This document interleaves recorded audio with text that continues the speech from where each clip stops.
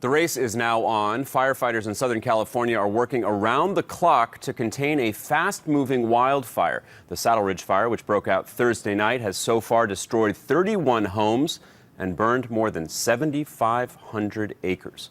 Evacuation orders are slowly being lifted. As of Friday night, more than 100,000 people in the Los Angeles area were forced to leave their homes. We still don't know what caused this fire, but it does look like firefighters are starting to get ahead of it. What are the conditions like there on the ground? Well, the conditions are much better, Alex. And look behind me. You can see this is one of those homes that they lost in the fire. The firefighters are carefully going through these devastated neighborhoods, and they're making sure they put out every single ash pile. This house next to that house also burned down to the ground, the end of a cul-de-sac. They say this is 19% contained. We well know that fire officials often underestimate the containment numbers, and sometimes they frankly don't even have time to update them. We know a 91-year-old widow lived here. She got out with her life. Everyone thrilled. And then others, if you want to see the whimsy of fire, look over here. This house completely spared, and the one over here as well. And I want to bring in Ayad Jujour. You live in this cul-de-sac, and Ayad, for you, this is really mixed emotions because you're so close with your neighbors. Your house spared. It burned right up to your back fence. And then you look over here and you see this. It's just sad to see your neighbors who are really good and close to you. Their house is gone. But we thank God our health is good. And neighbor, they saved me. The neighbors saved me. They called me in the middle of the night, like 10:30, and they, like 3 messages. I was asleep, and they told me to wake up and get my stuff ready. We have a great neighbor. We always there for each other. Nice guy, but at the end, you know, they are alive. Everybody's safe, and we are happy that our neighbor is still standing. Very well put, Ayad. As you heard, Alex, just a tragedy here. Some homes lost, others saved, but everyone sort of heartbroken to see what happened at the end of this cul-de-sac in Granada Hills. We're going to take a look at it. We're going after these people. These are bad, bad people.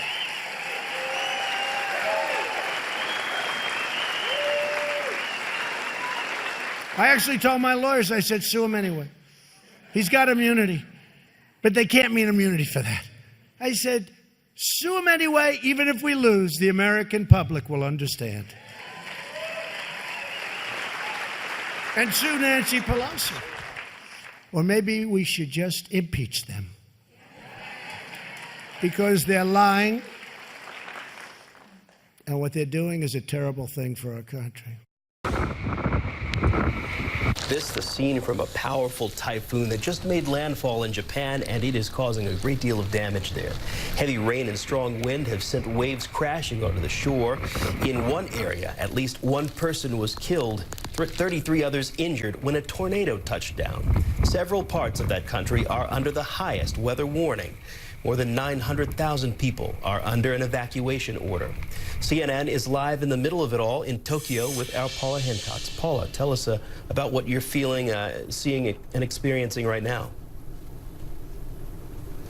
Well, George, that emergency weather warning has now spread as a dozen prefectures or districts in Japan have now been put under that highest level, all the towns and cities within those prefectures as well. And they're adding extra districts that are further north of Tokyo in anticipation of the typhoon moving through the capital and to the northeast. Now, we do know that almost 1 million people at this point are under an evacuation order. There's about 6 million that are under an evacuation advisory. It has made landfall, and clearly people are seeing and feeling the effects of this typhoon. It is expected to bring unprecedented rain, according to the JMA, the Japanese Met Agency, and they've said that that is really one of their biggest concerns, the sheer amount of water that is going to be around. Yes, the gusts will be very dangerous. They are telling residents, and they want everybody to stay indoors, but they're also saying that the amount of rainfall is going to be a great concern. One river in the region has already flooded. There's half a dozen more that are on level 4 at this point, the second highest level, which means that they are liable to flood at any moment. So certainly that is one of the greatest concerns at this point, George. An American diplomat's wife involved in a crash that killed a teenager in the United Kingdom. Both the U.S. and U.K. governments agree that she does not have diplomatic immunity. This is according to the U.K. news agency PA Media. Police say that 42-year-old Anne Sakoulas was driving on the wrong side of the road. This happened back in August. Her car collided with a 19-year-old, Harry Dunn, who was on a motorbike.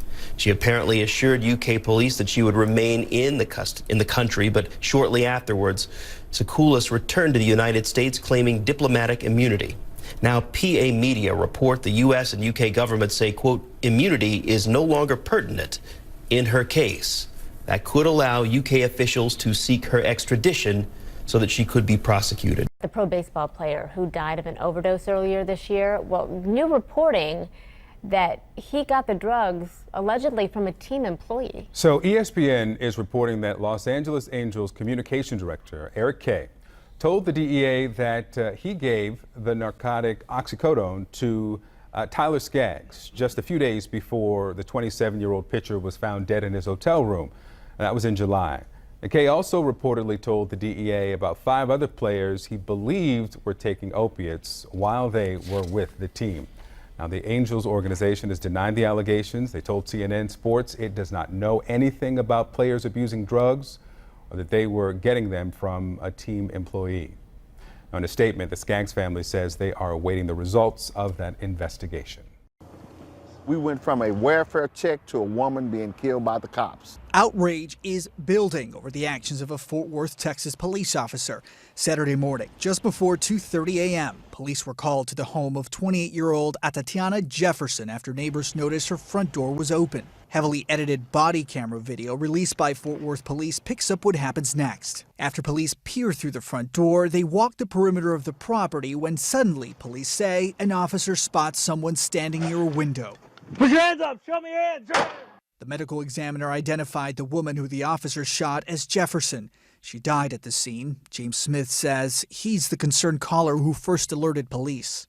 I feel guilty because had I not called the Fort Worth Police Department, my neighbor would still be alive today. In a statement, Fort Worth police said their officer drew his weapon and fired the single shot after, quote, perceiving a threat. In addition to the body camera footage, investigators released this still photo showing a firearm inside the house. CNN legal analyst and criminal defense attorney Joey Jackson cautions not to jump to any conclusions.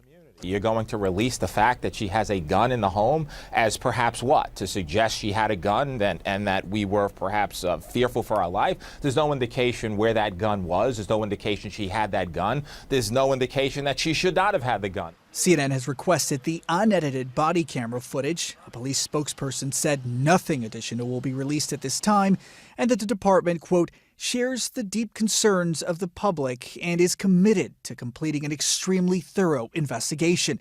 Police have not named the officer who joined the department in April of last year.